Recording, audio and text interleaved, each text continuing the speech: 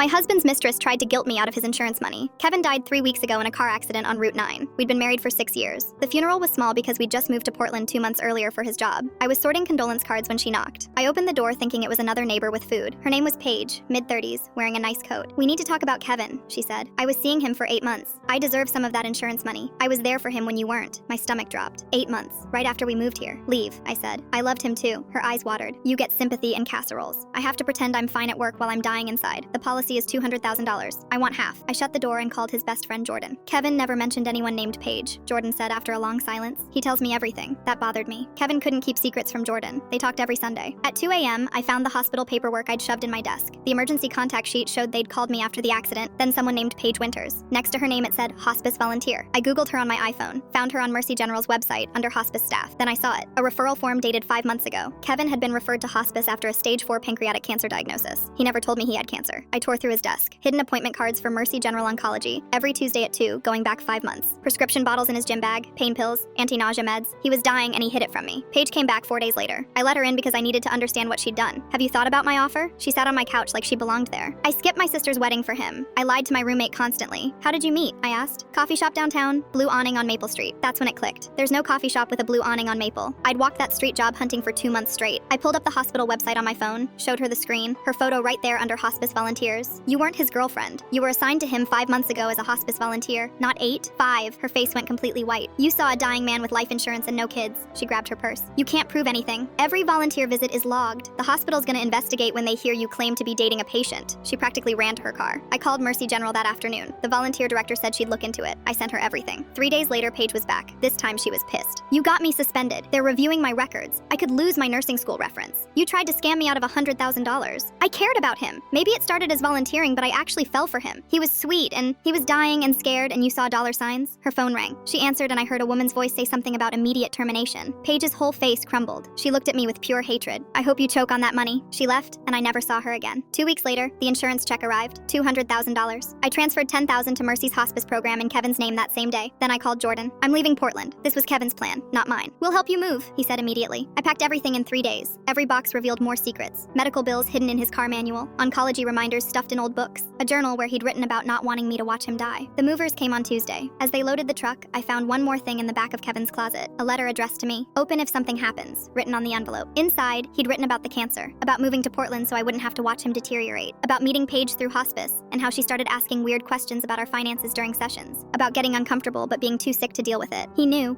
she was circling like a vulture. The last line said, "Don't let anyone take what's yours. You earned it by loving me when I was too stupid to let you." I folded the letter and put it in my pocket.